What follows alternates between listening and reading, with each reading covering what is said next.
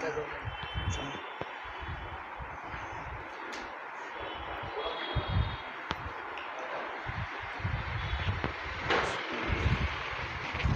للہ وکفى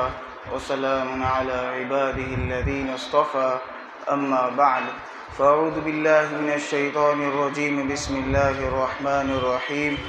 وسارعوا الى مغفرة من ربکم وجنة عرضها السماوات والارض اعدت للمتقین صدق اللہ العظیم اللہم صل علی سیدنا محمد وعلى آل سيدنا محمد وأصحابه وأزواجه وبارك وسلم۔ اللہ تبارک و تعالی اس آیت کریمہ میں ارشاد فرماتے ہیں اور مومنین سے خطاب کرتے ہوئے فرماتے ہیں کہ وَسَارِعُوا إِلَى مَغْفِرَةٍ مِّن رَّبِّكُمْ، اپنے پروردگار کی مغفرت کی طرف دوڑو اور اس جنت کی طرف دوڑو جس کی چوڑائی آسمان اور زمین کے برابر ہے اور وہ تیار کی گئی ہے متقین کے لیے۔ اللہ تبارک و تعالی اس آیت کریمہ میں یہ ارشاد فرماتے ہیں کہ نیکیوں کے راستے کی طرف اور جنت کی راستے کی طرف اور آخرت کی طرف اور نیک اعمال کے اندر اور اس کے حصول کے اندر سبقت لو اور تیزی سے اور جلدی سے آگے بڑھو۔ مسارعات کا معنی ہے جلدی سے آگے بڑھنے کے، کہ نیکیوں کے کاموں میں دیر نہ کرو۔ اگر دل میں یہ ارادہ پیدا ہوتا ہے کہ آج ہم گناہ والی زندگی سے اور ہم جس گناہ کے اندر مبتلا ہو رہے ہیں اس سے ہم اب بچ کر زندگی گزاریں گے، مختلف اوقات میں مختلف وقت پر انسان کو کبھی یہ بیداری حاصل ہوتی ہے کہ اب مجھے یہ کام نہیں کرنا ہے۔ کبھی ایسا ہوتا ہے کاروبار کے اندر کبھی جھوٹ بولا، لیکن اس کے بعد فوراً یہ احساس ہو گیا ایمان ہونے کی وجہ سے کہ اب مجھے جھوٹ سے کام نہیں لینا، یا یہ کہ کبھی کسی کی غیبت کر دی، کبھی کسی کے اوپر بدگمانی کر دی، لیکن فوراً یہ احساس پیدا ہوا کہ اب مجھے غیبت نہیں کرنی، اب مجھے بدگمانی نہیں کرنی ہے۔ تو جب یہ احساس پیدا ہوتا ہے تو اس احساس کا فائدہ اٹھاتے ہوئے فوراً اس گناہ کو دوسری مرتبہ ترک کر دو، اس لیے کہ یہ دل کے اندر نیک خیالات کا پیدا ہونا انسان کے لیے بہت بڑی بات ہے اور بہت بڑی نعمت ہے۔ اگر ہم اس نعمت کی قدردانی کریں گے تو مزید اس نعمت میں اضافہ ہوتا چلا جائے گا اور مزید اللہ کی طرف سے توفیق شامل حال ہوتی چلی جائے گی۔ اگر ہم اس نعمت کی ناقدری کریں گے تو یہ سلسلہ پھر اللہ کی طرف سے بند کر دیا جائے گا۔ اسی طرح بہت سی مرتبہ یہ خیال پیدا ہوتا ہے کہ اب مجھے داڑھی رکھنی ہے، اب مجھے بال سنت کے طریقے پر کٹوانے ہیں، تو فوراً اس پر عمل کرنا شروع کر دیا جائے، اس لیے کہ جب اگر ہم اس نعمت کی قدر نہیں کریں گے تو اللہ کی طرف سے دوبارہ یہ سلسلہ ختم ہو جائے گا۔ اور اگر جب یہ ہمیں خیال پیدا ہوتا ہے تو ہم کل پر ٹال دیتے ہیں اور پرسوں پر ٹال دیتے ہیں، لیکن ہم یہ سمجھتے ہیں، یہ سمجھ لینا چاہیے کہ کل کبھی آنے والی نہیں ہے، کبھی فرصت کے لمحات ملنے والے نہیں ہیں۔ یہ دنیا کی زندگی ایسی ہے، ہر مرتبہ کوئی نہ کوئی کام پیش آ جاتا ہے اور مقصد اور عزم پیچھے رہ جاتا ہے۔ اس لیے بزرگوں نے فرمایا کہ جب کبھی کوئی نیکی کا ارادہ پیدا ہو اور اس کو اب انجام دینا ہے تو سب کاموں کے درمیان اس کام کو ڈال دینا چاہیے تاکہ ہم فوراً اس پر عمل کر لیں، اور اگر ہم اس پر عمل کرتے چلے جائیں گے تو اسی طرح ہمارا عمل وجود میں آئے گا، ورنہ اگر صرف ارادے کرتے چلے جائیں گے، عزم کرتے چلے جائیں گے، کل پر ڈالتے چلے جائیں گے تو وہ کل کبھی آنے والی نہیں ہے۔ اس لیے اللہ تبارک و تعالیٰ اس آیت کریمہ میں ارشاد فرماتے ہیں کہ نیکیوں کے کاموں میں جلدی آگے بڑھو۔ یہی ہمیں واقعات ہمارا اکابر سے، اسلاف سے، حضرات صحابہ کی زندگیوں میں نظر آتے ہیں، اور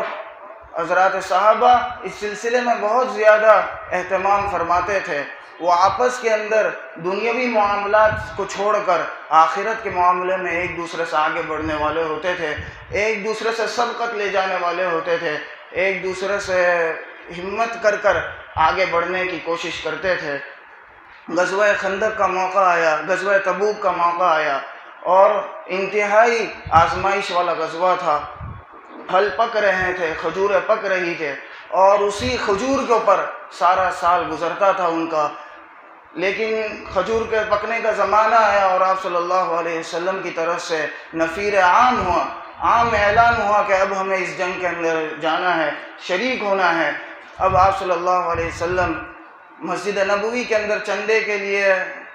پکار رہے ہیں۔ آپ صلی اللہ علیہ وسلم ارشاد فرمائے کہ جان کی ضرورت ہے، مال کی ضرورت ہے، ہر ایک کو نکلنا ہے۔ اب جس کے پاس جو ہو وہ حاضر کر دے، اور جو حاضر کرے گا میں اس کے لیے جنت کی بشارت دیتا ہوں۔ اب یہ موقع ایسا تھا کہ جنت کی بشارت تھی، حضرات صحابہ کہاں پیچھے رہنے والے تھے، چنانچہ جن سے جو بنتا تھا وہ حاضر خدمت کر دیتے تھے۔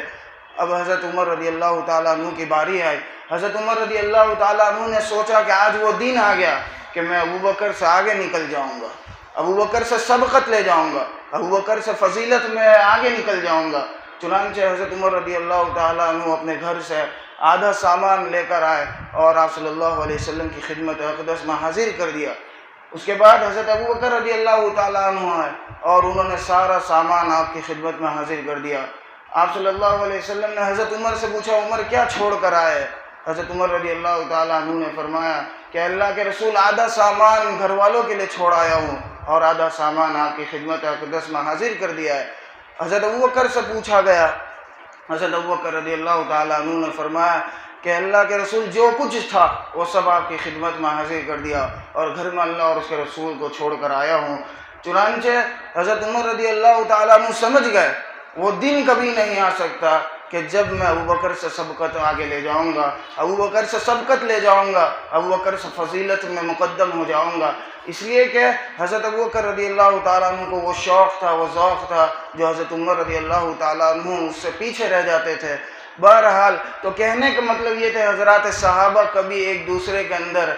دنیاوی معاملے میں آگے بڑھنے کی ہرس نہیں کرتے تھے۔ کبھی ان حضرات کو یہ خیال پیدا نہیں ہوا حضرت عثمان رضی اللہ تعالیٰ عنہ سے مال میں آگے نکل جائے، کبھی ان حضرات کو یہ دل میں داعیہ پیدا نہیں ہوا کہ حضرت عبد الرحمن ابن عوف چونکہ مالدار ہے تو ان سے ہم آگے نکل جائیں۔ لیکن کیوں؟ وجہ وہی ہے کہ ان کے اندر دل کے اندر مقصد جس کو بنا لیا تھا وہ آخرت کو بنا لیا تھا، اور آدمی جس چیز کو مقصد بنا لیتا ہے اسی کے پیچھے پھر اس کے لیے عمل کرنا آسان ہو جاتا ہے۔ حضرت عمر رضی اللہ تعالیٰ عنہ حضرت ابوبکر رضی اللہ تعالیٰ عنہ سے فرماتے تھے کہ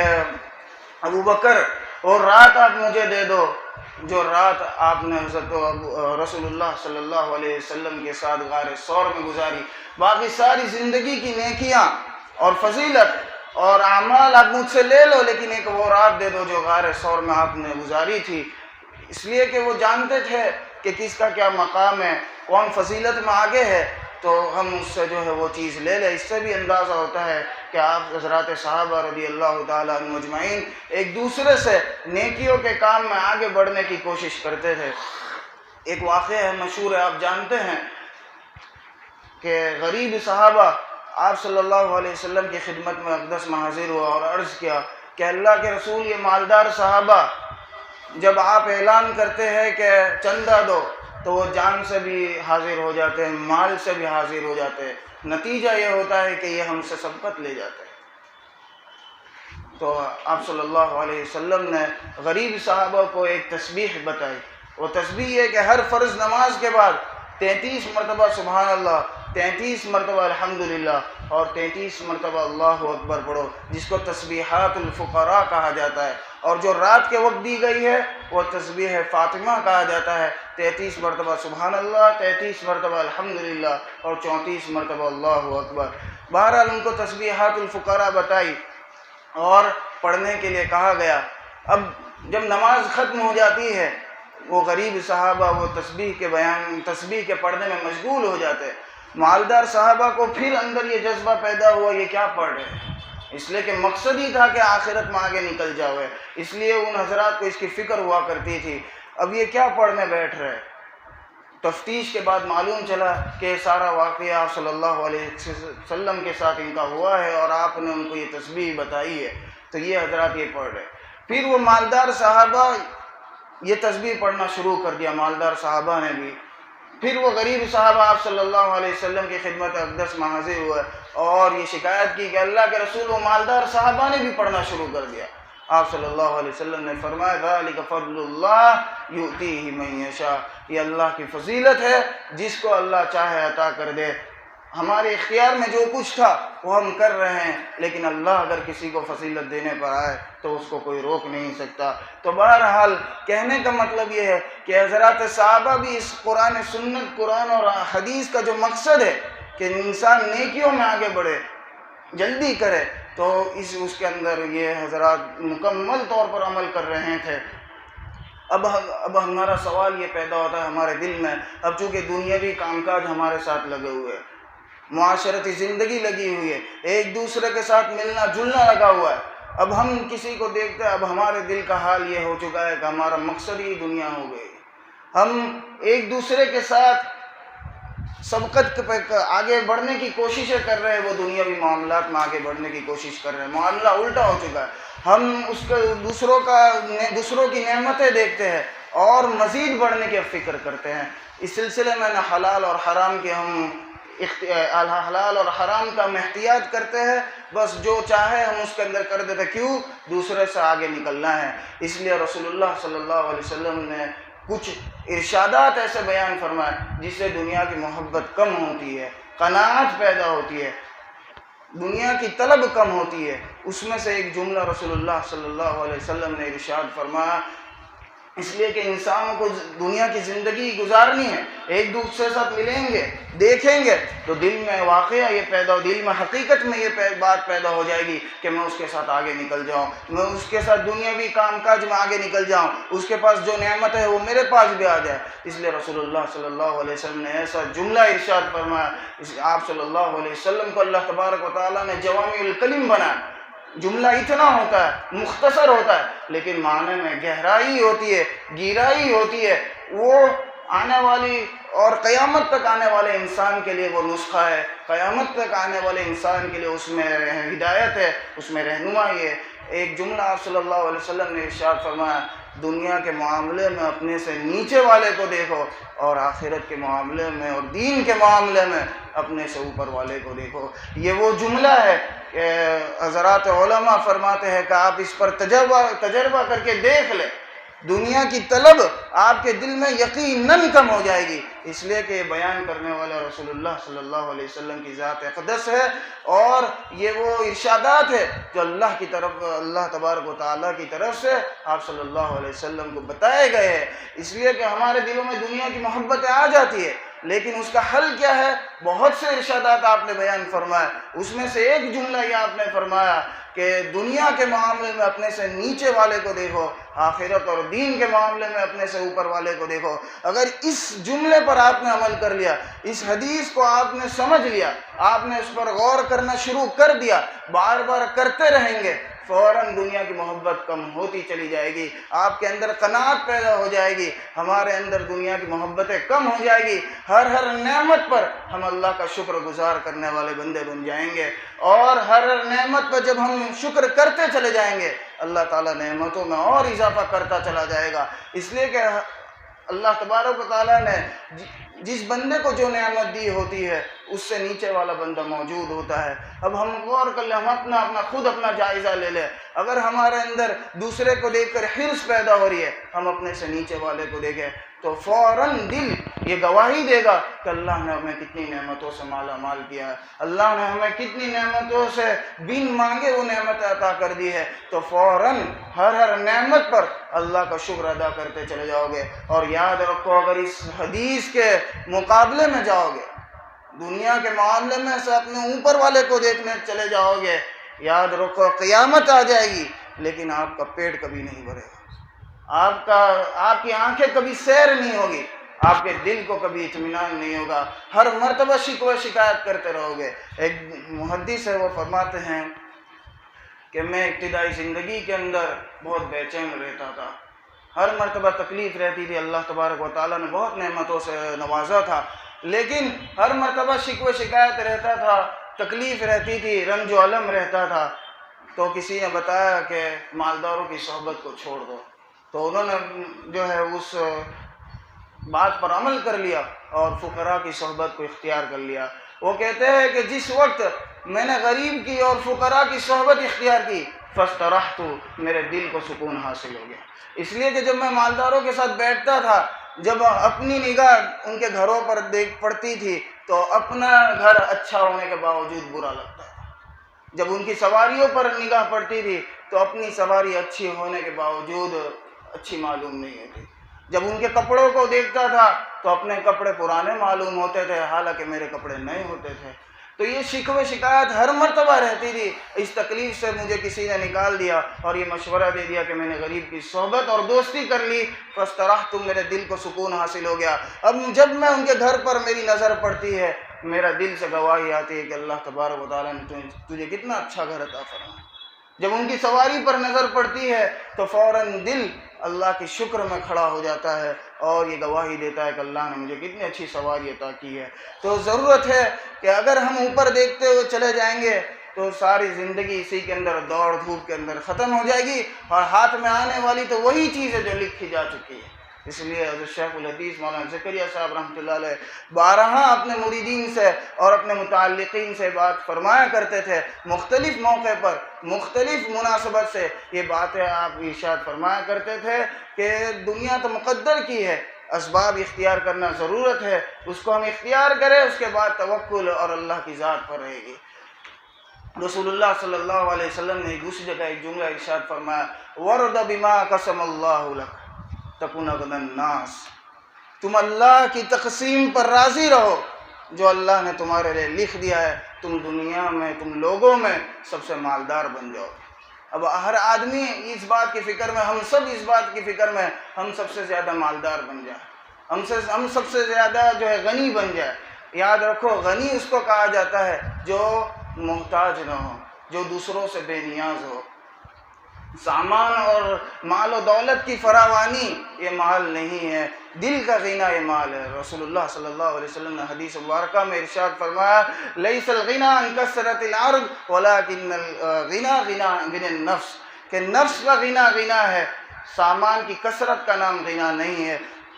انسان دوسروں سے بے نیاز رہے، دوسرے کا محتاج نہ ہو، یہ مالداری۔ تو آپ صلی اللہ علیہ وسلم یہ جملہ ارشاد فرمایا، وَرْضَ بِمَا قَسَمَ اللَّهُ لَكَ تَكُونَ أَغْنَى النَّاسِ، تم اللہ کی تقسیم پر راضی رہو تو لوگوں میں سب سے زیادہ مالدار ہو جاؤ گے۔ اب اللہ نے جو کچھ لکھ دیا ہم اسی کے اوپر راضی ہو جائیں گے، اسباب اختیار کرنے کے بعد تو ہم سب سے زیادہ مالدار ہو جائیں گے۔ یہ رسول اللہ صلی اللہ علیہ وسلم کے وہ جملے ہیں جس سے انسان کی دنیا بھی صحیح ہو جائے گی، آخرت بھی صحیح ہو جائے گی۔ اسی لیے رسول اللہ صلی اللہ علیہ وسلم ایک دعا مانگنے کا اہتمام فرماتے تھے، اللہم کنعنی بما رزقتنی، اللہ جو کچھ رزق آپ نے مجھے عطا فرمایا ہے اس میں مجھے قناعت عطا فرما۔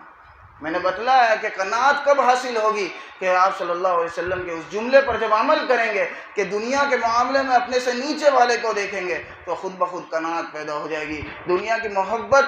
اور دنیا کی طلب کم ہوتی چلی جائے گی۔ تو اس جملے پر اگر ہم غور کریں گے تو اللہ تبارک و تعالی ہمیں چیز نوازیں گے۔ ورنہ ایک بزرگ فرماتے ہیں کہ وہ فرماتے ہیں کہ میرا ایک سفر ہوا اور ایک سفر میں مجھے لے جایا گیا تو دنیا کا مہنگا ترین بازار تھا وہاں پر۔ جب میں نے وہ ایک دکان تھی وہاں پر میں نے پوچھا اور ساتھیوں سے پوچھا یہ موزے ہے اس کا کیا ریٹ ہوگا، تو انہوں نے کہا $200۔ اسی طرح ایک سوٹ کے اوپر نظر پڑی تو کہا کہ اس کا کیا ریٹ ہوگا، تو کہا $1000۔ تو اب جب اس کا حساب کیا تو ایک سوٹ جو تیار ہوتا ہے وہ 50-60 لاکھ روپے کا تیار ہوتا ہے۔ اب انسان کہاں اوپر دیکھے گا، انسان جتنا اوپر دیکھے گا وہ تھک جائے گا، کبھی وہ چیز اس کو حاصل ہونے والی نہیں ہے۔ پھر وہ فرماتے ہیں کہ ہمارا سفر آگے ہوا، اس 2 کلومیٹر کے اندر میں نے دیکھا کہ ایک بچے اور بچیاں ہیں، وہ ٹرالی لیے ہوئے جو ہے وہ پیپسی اور کوکا کولا کے جو ٹین ہوتے ہیں اس کو اٹھاتے ہیں، اس کو فروخت کر دیتے ہیں اور اس سے اپنا گزارا کرتے ہیں، اور جب رات آتی ہے تو اسی فٹ پاتھ کے اوپر اپنا لحاف میں وہ لے کر وہیں سو جاتے ہیں۔ وہ بزرگ فرماتے ہیں کہ اب کہاں دیکھو گے، وہاں دیکھو گے تو کبھی آنکھوں کو سیر ہی نصیب نہیں ہوگی، کبھی پیٹ ہی نہیں بھرے گا، اس لیے کہ انسان کا مزاج ہی ہے، لو کان ابن آدم وادیان من ذهب لابتغى ثالثا، اگر انسان کو 2 جنگل بھر کر سونا بھی دے دیا چاہے تب بھی وہ تیسرے کی تلاش میں رہے گا۔ ولا يملأ جوف ابن آدم الا التراب، کہ انسان کے پیٹ کو سوائے قبر کی مٹی کے علاوہ کوئی چیز نہیں بھر سکتی۔ اس لیے ضرورت ہے کہ رسول اللہ صلی اللہ علیہ وسلم کے چند ارشادات ہے اس پر عمل کرنے کی کوشش کرے، اسی کے اوپر ہماری کامیابی ہے، اسی کے اوپر ہماری کامرانی ہے۔ اللہ تبارک و تعالی مجھے بھی عمل کی توفیق عطا فرمائے، آپ لوگوں کو بھی عمل کی توفیق عطا فرمائے۔ تو بہرحال یہ آیت کریمہ کا مطلب یہ ہے وَسَارِعُوا إِلَىٰ مَغْفِرَةٍ مِّن رَّبِّكُمْ وَجَنَّةٍ عَرْضُهَا السَّمَاوَاتُ وَالْأَرْضُ أُعِدَّتْ لِلْمُتَّقِينَ کہ نیکیوں کے کاموں میں جلدی کرو، نیکیوں کے کاموں میں سبقت کرو۔ ہو سکتا ہے کہ جس کام کو تم کل پر ٹال رہے ہیں وہ کل آنے والی نہیں ہے، ہو سکتا ہے آج تمہارے پاس قدرت ہے، وہ قدرت کل تمہارے پاس نہیں رہے، اور اس عمل کے بغیر تمہیں دنیا سے جانا کا نصیب ہو جائے۔ اس لیے دوسری جگہ رسول اللہ صلی اللہ علیہ وسلم نے ارشاد فرمایا اغتنم خمسا قبل خمس، 5 چیزوں کو آنے سے پہلے 5 چیزوں کو غنیمت جان لو، اس کی قدر کر لو تو کہیں تمہیں افسوس نہ ہو جائے۔ تو آپ صلی اللہ علیہ وسلم نے ارشاد فرمایا شبابک قبل حرمک، اپنی جوانی کی قدر کر لو بڑھاپے کے ایام کے آنے سے پہلے۔ اس لیے کہ انسان جب جوان ہوتا ہے وہ غفلت میں وقت گزار دیتا ہے، اور پھر جب وہ جوانی چلی جاتی ہے پھر اس کو افسوس ہوتا ہے۔ یہ افسوس بھی ایک درجے میں نعمت ہے بہرحال، لیکن جو جوانی کا وقت ہوتا ہے ہر فیلڈ میں آپ نے دیکھا ہوگا کہ جوان کو پسند کیا جاتا ہے، بوڑھے کی قدر نہیں کی جاتی، لیکن اس بوڑھے کی قدر کی جاتی ہے جس نے اپنی جوانی میں کام کیا ہوتا ہے۔ اور کام سے مراد دنیا کا کام ہو یا آخرت کا کام ہو، جس چیز کی شریعت میں ناپسندیدگی ہے وہ ہے غفلت۔ کہ غفلت کس کو کہتے ہیں؟ جس میں نہ دنیا کا فائدہ نہ آخرت کا فائدہ۔ ہاں اگر دنیا کا بھی فائدہ ہوتا ہے تو وہ چیز غفلت میں شمار نہیں ہوگی، اس کو بھی کام کہا جائے گا، یہ شخص غافل شمار نہیں ہوگا۔ بہرحال تو حضور اکرم صلی اللہ علیہ وسلم ارشاد فرماتے ہیں اپنی جوانی کی قدر کر لو بڑھاپے کے ایام کے آنے سے پہلے، اس لیے کہ جوان کے اندر وہ صلاحیت ہوتی ہے، وہ ایک طاقت ہوتی ہے، وہ ایک جذبہ ہوتا ہے، تو وہ انسان کو اس کام کرنے پر آمادہ کر دیتی ہے۔ پھر جب جوانی ختم ہو جاتی ہے پھر بڑھاپے کے اندر ہم دیکھتے ہیں کہ جو بڑے بوڑھے ہوتے ہیں وہ فرض تو بہت، سنت اور نوافل تو بہت دور کی بات، فرض کے مطابق بھی وضو کرنے میں محتاج ہو جاتے ہیں، یا یہ کہ اس کو نہیں کر سکتے ہیں۔ تو اس لیے اس جوانی کی قدر کرنے کی ضرورت ہے۔ دوسرا جملہ ارشاد فرمایا وصحتک قبل سقمک، اپنی تندرستی کی قدر کر لو بیماری کے ایام کے آنے سے پہلے۔ انسان جب بیمار ہو جاتا ہے تو وہ کوئی کام کا نہیں رہتا، بستر علالت پر آ جاتا ہے، پھر اس سے وہ کچھ کام بنتے نہیں ہیں۔ اس لیے اپنی تندرستی کی قدر، اس لیے جو حضرات بیمار ہو جاتے ہیں ان کو آپ دیکھیں گے کتنا احساس ہو جاتا ہے ان کو اپنی تندرستی کی، وہ کتنی ہے، وہ اپنی ساری دولت کو خرچ کرنے کے لیے تیار ہو جاتے ہیں اس تندرستی کو اور اس صحت کو حاصل کرنے کے لیے، لیکن وہ صحت تو مقدر کی بات ہے۔ اس لیے اگر ہم آج کام ٹال رہے ہیں، عمل ٹال رہے ہیں کہ ہم بعد میں فرصت سے کر لیں گے، وہ فرصت کبھی آنے والی نہیں ہے۔ اس لیے کہ ہو سکتا ہے کل مل جائے، کل کا دن آ جائے، لیکن آپ کے پاس وہ قدرت ہے، وہ تندرستی ہے کہ نہیں، اس کی کوئی گارنٹی نہیں ہے۔ اور تیسرا جملہ ارشاد فرمایا وَغِنَاكَ قَبْلَ فَقْرِكَ، اپنی مالداری کی قدر کر لو فقیری کا ایام کے آنے سے پہلے۔ اس انسان کے پاس جب مال ہوتا ہے تو اس کو ضرورت کے مطابق خرچ کرنے کے لیے ہدایت دی گئی ہے، اس کو اللہ کے راستے کے اندر اور دین کے کاموں کے اندر خرچ کرنے کی ترغیب دی گئی ہے، تو وہ اس کے اندر جو ہے خرچ کر دے اس سے پہلے کہ فقیری کا ایام آ جائے، پھر انسان کا افسوس ملتا رہے کہ کاش میں نے بھی اپنی آخرت کے لیے کچھ کر لیا ہوتا اور مال کو اللہ کے راستے میں آگے لگا دیا ہوتا اور میرے لیے صدقہ جاریہ بن جاتا۔ اسی طرح چوتھا جملہ ارشاد فرمایا وَفَرَاغَكَ قَبْلَ شُغْلِكَ، اپنی فرصت کو غنیمت جان لو مشغولی کے ایام کے آنے سے پہلے۔ انسان جب فرصت میں ہوتا ہے تو قدر نہیں کرتا۔ سب سے زیادہ انسان اس بیماری کے اندر مبتلا ہے کہ وہ اپنی فراغت کو اور اپنی فرصت کو غنیمت نہیں جانتا۔ جب فرصت میں ہوتا ہے تو وہ قدر نہیں کرتا، نیکیوں کے اندر آگے نہیں بڑھتا، لیکن جب جھمیلے اللہ کی طرف سے ڈال دیے جاتے ہیں اس فرصت پر عمل کرنے کی وجہ سے، اس فرصت کو غنیمت نہ جانتے ہوئے جب اللہ کی طرف سے جھمیلے ڈال دیے جاتے ہیں تو وہ اس فرصت کی قدر کرنے بیٹھ جاتا ہے۔ تو اللہ تبارک و رسول اللہ صلی اللہ علیہ وسلم ارشاد فرماتے ہیں 5 چیزوں کو غنیمت جان لو، 5 چیزوں کے آنے سے پہلے پہلی چیز اپنی جوانی کی قدر کر لو، بڑھاپے کے ایام کے آنے سے پہلے اپنی تندرستی کی قدر کر لو، بیماری کے ایام کے آنے سے پہلے اور اپنی فرصت کو غنیمت جان لو، فقیری کے ایام کے آنے سے پہلے چوتھی چیز ارشاد فرمائی اپنی مالداری کی قدر کر لو، فقیری کے ایام کے آنے سے پہلے پانچویں چیز ارشاد فرمائے وَحَيَاتَكَ قَبْلَ مَوْتِكَ، اپنی زندگی کی قدر کر لو موت کے آنے سے پہلے یہی اس آیت کریمہ کا خلاصہ ہے۔ وَسَارِعُوا إِلَىٰ مَغْفِرَةٍ مِّن رَّبِّكُمْ وَجَنَّةٍ عَرْضُهَا السَّمَاوَاتُ وَالْأَرْضُ أُعِدَّتْ لِلْمُتَّقِينَ، نیکیوں کے کام میں جلدی کرو، دوڑ لگاؤ۔ اس آیت کریمہ کا تشریح جو ہے یہ رسول اللہ صلی اللہ علیہ وسلم نے اپنے قول سے کر دی ہے کہ اپنے اوقات کی قدر کر لو۔ خلاصہ کلام ان 5 چیزوں کا یہ ہے، اپنے وقت کو غفلت میں ڈالنے سے بچاؤ، کہیں کام کے بن جاؤ اور اپنے وقت کی قدر کر لو۔ یہی ہمارے اکابر اسلاف اور حضرات صحابہ کی زندگیوں سے لے کر آج تک ہمارے زمانے کے اکابر تک یہی چیزیں ہم دیکھتے آ رہے ہیں اور ان کی زندگیوں سے ہم یہی پڑھتے ہیں کہ اپنے وقت کی قدر کر لو۔ اللہ تبارک و تعالی مجھے بھی عمل کی توفیق عطا فرمائے، آپ لوگوں کو بھی عمل کی توفیق عطا فرمائے، آمین۔ وآخر دعوانا الحمدللہ رب العالمین۔